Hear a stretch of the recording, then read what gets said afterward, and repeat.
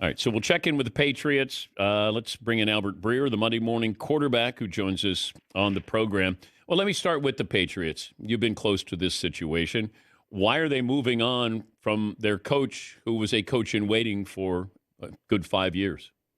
Yeah, I think really it kind of relates back to the end of the Belichick era, the state the roster was in, the climate in the building when they fired Bill, and like how there were factions, and like the fact that they put that clause in his contract, the succession plan in his contract, I don't think made anything better.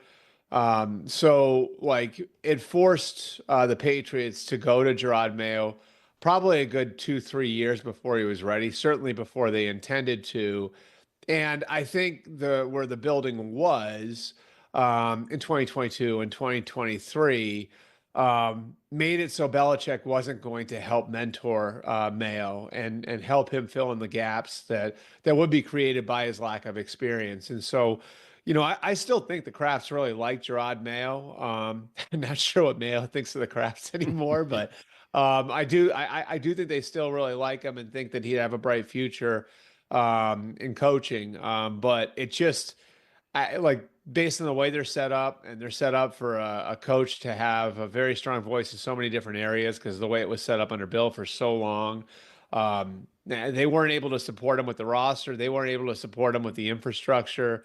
And I think that led to a disorganized mess over the last couple of months, which led them down the road where, there were a couple of games there at the end where you just could not see the light at the end of the tunnel. I think the loss to Arizona a couple of weeks ago is one, and then obviously that Saturday loss in a standalone game to the Chargers might have been the flashpoint because clearly going into the game yesterday, they knew what they were doing, or else they wouldn't have had a statement, ready to go less than an hour and a half after the Bills game ended. But you're also not going to make this move unless you know who your coach in waiting is. I would assume. No, I see. I think they'd be making a mistake if they approached it that way. And here's why I say that, Dan. Like I think last year they really cost themselves the chance to take a look at the way the rest of football works, and they hadn't had the chance to do that in so long because they haven't conducted a coaching search in so long. And so, really, if you look at it for over 25 years, is all these other teams that were stumbling all over themselves got a chance to interview people left and right and see the way the best organizations in football were doing it. The Patriots were really insular. They didn't really bring in a lot of people from the outside, and they didn't have the opportunity to see inside other organizations through an interview process. And then last year, I mean, they rushed Gerard Mayo into that role. And the same thing with Elliott Wolf after the draft into the EVP of player personnel role. And, I think they really cost themselves a chance to look across the league. And you say, like, okay, like maybe you do know who it's going to be and you don't want to go through a sham of a process. Well, you can't tell me the Chargers didn't know in November or December that they were going to target Jim Harbaugh, yet they still looked at, what was it, 12, 15 head coaching candidates, 10 general manager candidates. So they went through a full process and got to learn a lot of stuff about things worked with other the way things worked with other teams. And Jim Harbaugh and Joe Ortiz, who are running the team now, benefit from the team having gone through that. So I do think they're going to run a full process. Vrabel is obviously a name that's going to be at or near the top of their list to begin with, but I would think that the Krafts are going to let the process take them where it goes, and we've been down this road before. I mean, Pittsburgh's a great example from 2007 when they move off the Bill Cowher era. Cowher retires, and I think everybody thought at that point it was either going to be Ken Wisenhunt or Russ Grimm, who had a ton of background with the organization. But they go through a full process, they commit to it, and they wind up falling in love with Mike Tomlin. I wouldn't rule out something like that happening here, although I think clearly Vrabel is the leader in the clubhouse, and I think that it would behoove them, even if it does wind up being Vrabel, to go through that full process. All right, you got the Raiders situation. Yep. And you got the Cowboys situation. Mm-hmm. Do you see changes in either of those locations? I think the Raiders are still up in the air.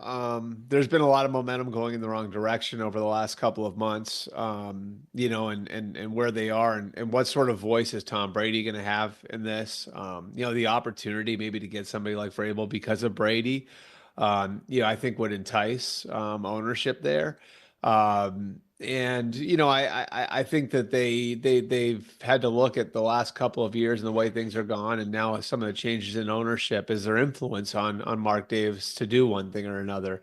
I think we'll find out over the next 3 or 4 hours what'll happen there. The Cowboys are fascinating because we all went through it, 5 years ago, and the way they dragged their feet on Jason Garrett, that was so weird. You remember that, Dan? Like the way all that worked, where Garrett was employed, but like they're really going to move on, and so Garrett's still working there, but they're interviewing people.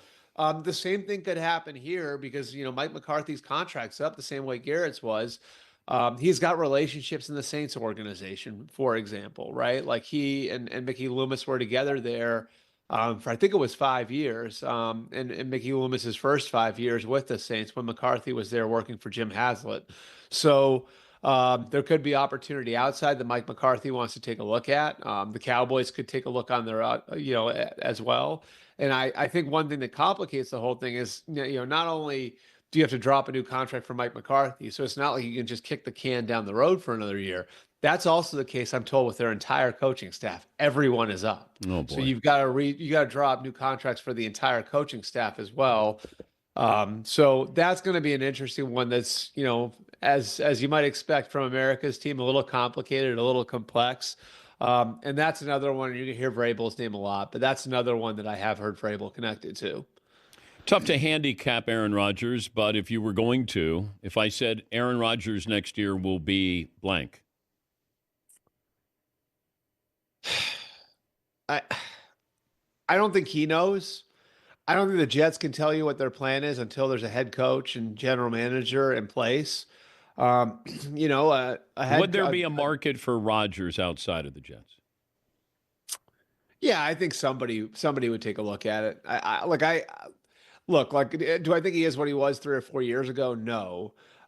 Do I think there's a possibility that you'd be getting a very motivated Aaron Rodgers if the Jets wound up dumping him?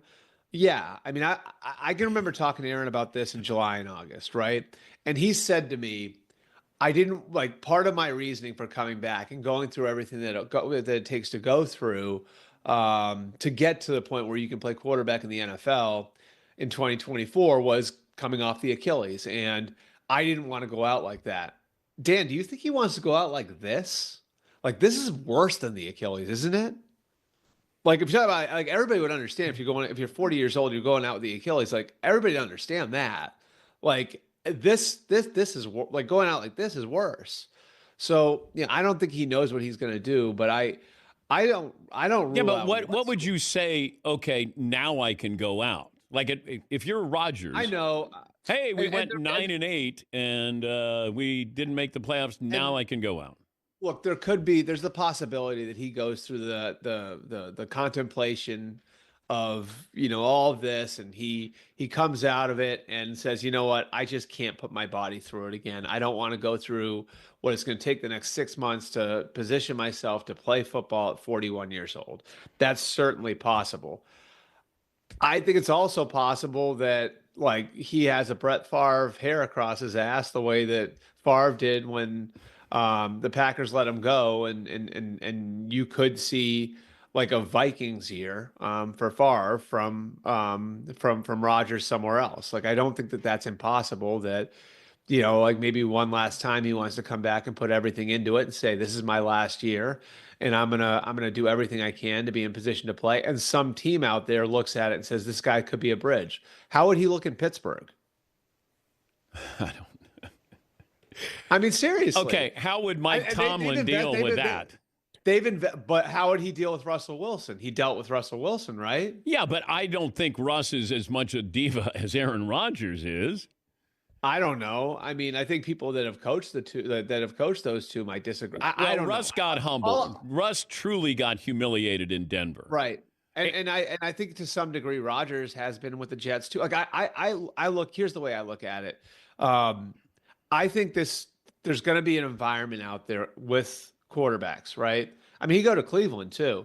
I look at it like this is like if you're a team that needs a quarterback right now, and you're looking at the draft, do you love Shador Sanders? Do you love Cam Ward? Like, I feel like this year's class in the draft is closer to the 22 class, the Pickett class, than it is Yeah. to the last Yeah. two. Yeah. So if you're a team that says like, okay, like we want to get a young quarterback, but we need something to get us by for 1 year, wouldn't Rodgers appeal to you? Like just the chance of what it could be, with a motivated Rodgers is going to come back and show everybody.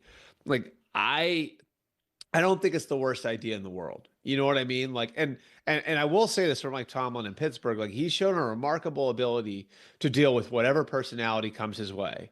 I mean, we didn't know that Antonio Brown was a problem until like the very end in Pittsburgh. Think about that. You know what I mean? Like, we didn't know who he had in that receiver room. You know, like at the time, he had Antonio Brown and Mike Wallace and Emmanuel Sanders, big personalities. Le'Veon Bell at running back. Like, I mean, how he's managed George Pickens over the last few years. I'm not willing him to Pittsburgh, but I'm just telling you, like, I don't think that part of it would be as big a problem for Tomlin as it might be for another coach. All right, final 30 seconds. Brock Purdy's yearly contract will start with the number blank. 4. I think they will find a happy medium, and I think like Brock's a team guy. Now I have heard some stuff that his dad's experience as an athlete might affect the way he approaches this a little bit. The Niners are a really smart organization, and they're going to be turning the page in a lot of different ways, and they're going to have to make some tough decisions on some veteran players like Deebo Samuel over the next few months. So I would expect the Niners to take an early swing at getting this done. Remember, when they re-signed Jimmy Garoppolo, that happened in January. So they were very aggressive with Garoppolo. I don't know if they'll be quite that aggressive with Purdy. But if it's going to get done early, I think it'll get done at something that's a little less than the top of the market. Tyreek Hill next year will be back with the Dolphins, or? It doesn't sound like it, right? It doesn't Sounds like he wants to move on. Chiefs.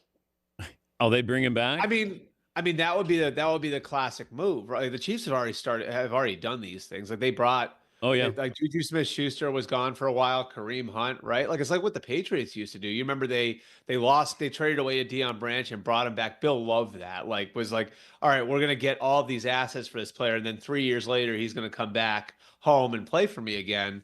Wouldn't it totally make sense if Tyreek Hill wound up back on the Chiefs next year? Kareem Hunt, they brought him back. Yep. Yeah. So, I mean, like they've got the sort of program that can absorb it. And God, can you imagine, Tyreek Hill and Xavier Worthy running downfield for Mahomes next year? I know Hill may not be exactly what he was, even last year, but the idea of bringing him back at a little bit of a discount, I think would probably appeal to some people in the Chiefs organization. And I'd imagine for Hill himself, it might put a nice capstone on his career. I know you're busy. Thanks for making time. You got it. Thanks, DP. And I appreciate the flexibility today, too. That's Albert Breer, the Monday morning quarterback.